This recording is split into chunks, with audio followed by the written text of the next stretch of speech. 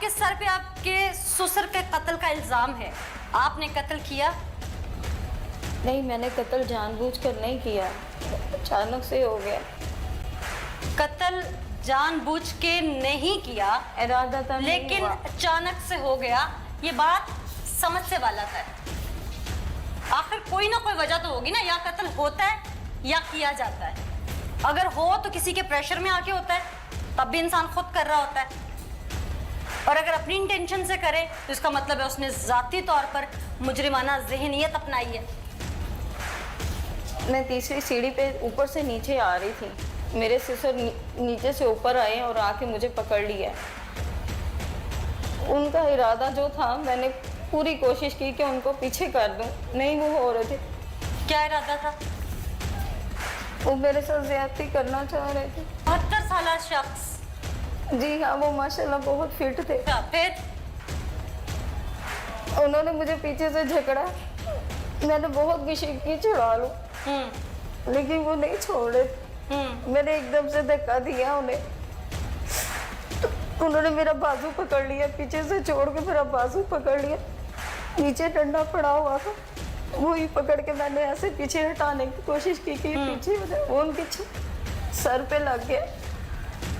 आपने हिट किया? हाँ जी। अच्छा। बस वो डंडा मारा, वो नीचे आके गिर गए सीढ़ियों में। हाँ। जब नीचे गिरे उनका खून बहना शुरू हो गया, उनके ऊपर साफा था, मैंने उसी के साथ उनको बांध दी कि इनका खून रुक जाए। मैंने बहुत कोशिश की हिलाने की, लेकिन वो नहीं हिले। मैंने पानी भी डाला मुंह में, नहीं पानी। आपने मोहल्ले में शोर डाला कि मेरा ससुर सीढ़ियों से गिर गया? मैं घबरा गई थी, बहुत ज्यादा डर गई थी। डर गई थी या नियत थी कि कत्ल हो जाए, बस ठीक है, जान छूट गई? नहीं नहीं, मेरी नियत नहीं थी। अच्छा। अल्लाह चाहता। आपने शौहर को फोन किया? मेरे पास फोन नहीं है, मैंने फोन को भी यूज नहीं किया। फिर मैं इसी परेशानी में सारा दिन रोती रही, ये क्या हुआ है, क्यों नहीं उठ रहा है। उनके ऊपर कपड़ा डाल दिया। फिर उस दौरान घर कोई नहीं आया गया? नहीं, कोई नहीं आया। जिस बुजुर्ग को मारा और जो इल्जाम अब लगा रही हो, वो मुकद्दस रिश्ता है, तुम्हारा ससुर है, सोच समझ के लगा रही हो ना? वो आगे पीछे भी ऐसी हरकतें करते थे, तो आगे पीछे भी कई बार की थी उन्होंने। मैंने डर के मारे नहीं बताया कि मेरे घर में झगड़ा ना हो। डर के मारे बताया नहीं, लेकिन कत्ल कर दिया। वाह। कत्ल मैंने जानबूझकर नहीं किया, खुदा। अच्छा, फिर ये कितने बजे का टाइम है? 1 बजे का टाइम। दोपहर के 1 बजे? दोपहर के। फिर शौहर कितने बजे आया घर? और रात को 8 बजे घर आए। फिर मैंने उनके पाँव को पकड़ लिए, मैं उनके सामने गिर आई। हाँ। रोई। उनको मैंने बताया कि ऐसे मुझसे हो गया, अब्बू ऐसे करने लगे थे, मैंने ऐसे कर। मान गया शौहर आपका? उन्होंने कहा मैं तुझे तलाक दे दूंगा, तुझे घर से निकाल दूंगा। उन्होंने मुझे गाली गलौज दी। बहुत बोले वो मेरे साथ, लेकिन मैंने उन्हें यही कहा हमारे बच्चे बर्बाद हो जाएंगे। आपके शौहर ने भी उठ के बाप को नहीं देखा क्यों किस हाल में है? देखा उन्होंने, वो परेशान हो गए, वो भी रोना शुरू हो गए कि ये क्या किया तुमने। उन्होंने इसी बात। फिर रात को किस वक्त जाके लाश को ऊपर रखा? 8:30-9 बजे। अच्छा, वो कुड़िया थी छोटी सी जिसको उठाया, लपेटा, कपड़ों में ऊपर जाके फेंक दिया है? बेवकूफ समझा है मुझे या कानून को? मोहल्ले वालों ने नहीं पूछा कि तुम लोगों के घर का बुजुर्ग किधर है, सुबह से नजर नहीं आया? गरमच के आंसुओं से फायदा तो कोई नहीं होना।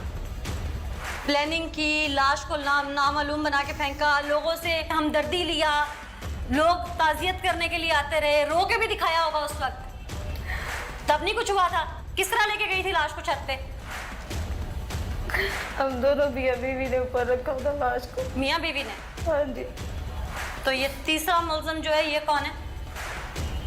ये है, ये वो इंसान है जिसने झूठा इल्जाम मेरे ऊपर लगाया। अल्लाह इसका खाना खराब करे। उस 72 साल बुजुर्ग के तुम बेटे हो जी। बेटे कहलाने के लायक नहीं हो। तुम्हें पता कब चला कि तुम्हारा बाप इस दुनिया में नहीं? 8 साढ़े 8 बजे। ऊंचा बोलो मुझे 8:30 समझ। बजे। 8:30 बजे शाम को। 8:15 साढ़े 8 का टाइम। अच्छा, कैसे पता चला? मैं दर्जियों का काम करता हूँ, मैं रोज़े के बाद आता हूँ, थोड़ा ऊंचा बोलो। खाना खाने आता हूँ। अच्छा, और बीवी मेरी ने मुझे बताया कि अबू मेरे साथ ऐसे कर रहे थे, ऊपर सीढ़ियों में कुछ शैतानी वगैरह कर रहे थे, तो मेरे हाथ में डंडा था, मैं सफाई वगैरह ऊपर कर रही थी, तो हाथ में एक डंडा था, वो उसको मैंने मार दिया, वो सीढ़ियों से नीचे गिर गए, तो उनकी ना डेथ वगैरह हो गई। उसने मुझे ये बताया, मैंने कहा ये तो कत्ल हो गया, वो भी घबरा। नहीं, 1 मिनट। हाँ जी। उसने तुम्हें बताया कि तुम्हारे अब्बू मेरे साथ सीढ़ियों में कुछ ऐसा करने लगे, मैंने उनके सर पे डंडा मारा, वो यहाँ से गिरे, उनकी डेथ हो गई, तुमने कहा कत्ल हो गया। इस सारे कहानी में तुम्हारे दिल में एकदम भूख नहीं उठी? हाय अब्बा जी, डंडा तो लगा उन्हें, लेकिन वो नीचे गिरे हैं तो उसकी वजह से ज़्यादा मसला हो गया। ये ड्रामेबाजी बंद करो। तेरी जात कहाँ है मेरे मौला?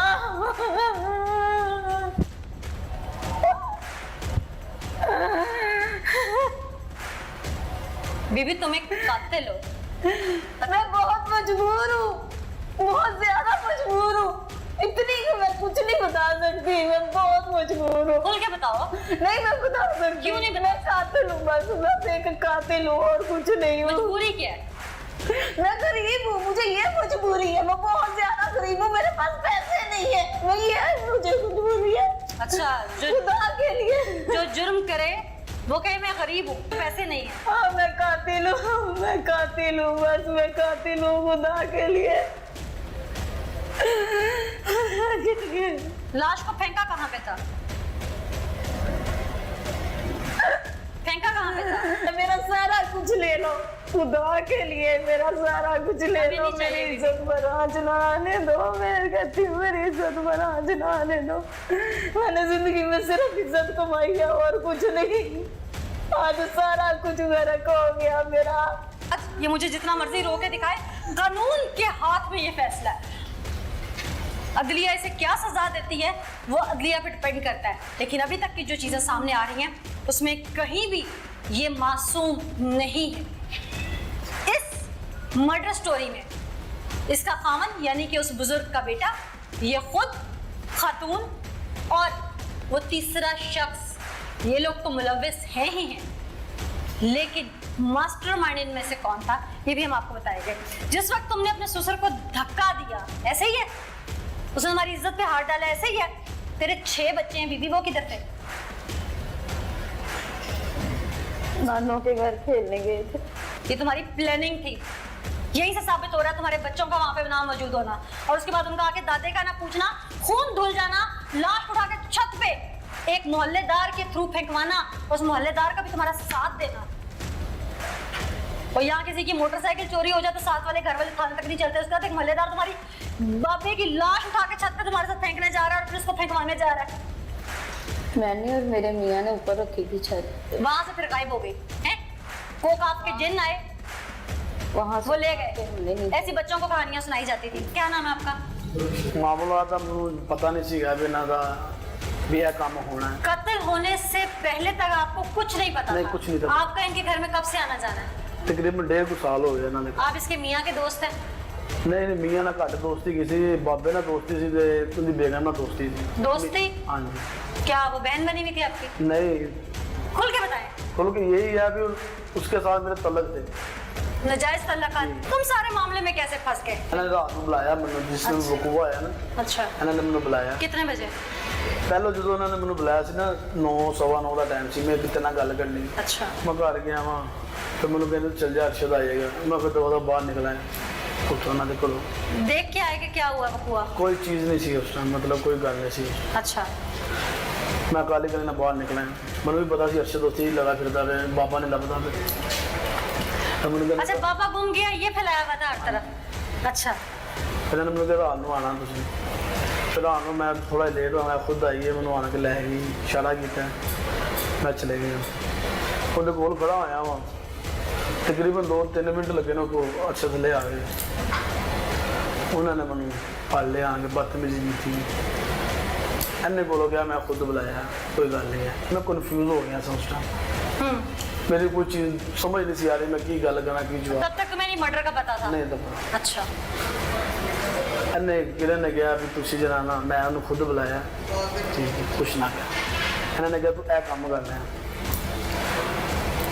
क्या कहा कि क्या कहा? ਲਾਸ਼ ਖਾਣੀ ਹੈ ਬਸ। और अगर नहीं लगाते तो क्या होगा? ਮੈਂ ਤੇਰੇ ਨਾਲ ਫੜਵਾ ਦਾਂਗਾ, ਇੰਜ ਕਰ ਦਾਂਗਾ। ਮੈਂ ਕਨਫਿਊਜ਼ ਜਾ ਹੋ ਗਿਆ ਸਭ। कि तुमने मेरे बाप को मारा? अच्छा, ਮੈਂ ਲਾਸ਼ ਚੁੱਕ ਕੇ ਰੱਖ ਕੇ ਮੈਂ ਚਲੇ ਗਿਆ किधर रखी? ਮੋਟਰਸਾਈਕਲ ਤੇ। अच्छा, ਅਰਸ਼ਦ ਚਲਾ ਰਿਹਾ ਸੀ, ਬੇਗਮ ਉਹਦੇ ਪਿੱਛੇ ਬੈਠੀ ਸੀ ਕਿਰਨ। लोगों ने ना देखा, मोहल्ले के लोगों ने ਰਾਤ ਦਾ ਟਾਈਮ ਸੀ, ना, तो फिर भी रात। ਤੋੜੇ ਦੇ ਵਿੱਚ ਪਾਈ ਸੀ ਇਹਨਾਂ ਨੇ। अच्छा, ਇਸ ਤਰ੍ਹਾਂ ਕਰਕੇ ਨਾ ਉਹਨਾਂ ਨੇ ਬੰਨੀ ਸੀ ਜਾ ਨਾ, ਇਹਨਾਂ ਰੱਖ ਕੇ ਮੇਰੇ ਘਰ ਦੇ ਨਜ਼ਦੀਕ ਉੱਥੇ ਸੁੱਟ ਦਿੱਤੀ ਇਹਨਾਂ ਨੇ, ਖਾਲੀ ਪਲਾਟ ਹੈਗਾ ਸੀ। ਮੈਂ ਪੁੱਛਿਆ ਜਾ ਕੇ, ਮੈਂ ਦੁਕਾਨ 'ਤੇ ਚਲੇ ਗਿਆ ਵਾਂ। ਫਿਰ ਮੈਂ ਘਰ ਗਿਆ, ਬੋ ਆਉਂਦਾ ਪਈ ਸੀ ਮੇਰੇ ਕੋਲ। ਮੈਂ ਘਰ ਗਿਆ, ਮੈਂ ਦੇਖੀ ਜਾ ਕੇ ਲਾਸ਼।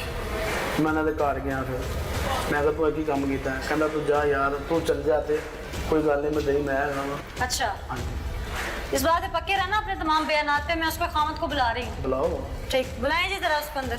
जो कुछ सच है ना वो इसके सामने बताओ, ताकि इसकी कोई गैरत सामने आए। अभी तक ये अपनी बीवी को ठीक कह रहा है और अपने बाप को जो दुनिया से चला गया मरहूम को ये गलत कह रहा है।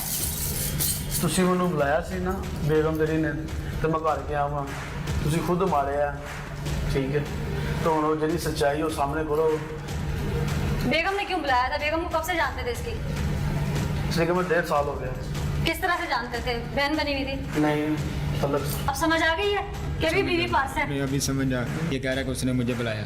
ठीक है, बुलाया होगा। ये आया है, लाश हम तीनों ने ऊपर से छत से उतारी है। इसे क्या क्या प्रेशराइज ऐसे- किया था? हमें तो कोई नहीं मान जाता ना लाश। मैंने इसे कहा था कि यार ऐसे हमसे ना गलती मेरी बीवी से हो गई है। इसने फौरी मान लिया। इसने और क्या, अगर ये नहीं मानता तो फिर परेशानी बढ़ जानी। क्या परेशानी बढ़नी थी? इसने क्या कहा था जी आपको? मैंने मैंने कहा तुम लाश ला दो सी, मैं दे ही गया, सारा कुछ खुद दे गए, कोई मसला नहीं है। और अगर ना लगाते आप तो तो सिर्फ पर्चा करा लेंगे तो मेरी बेगम ना मतलब मिल जाए। शर्म तो नहीं आती तुम्हें?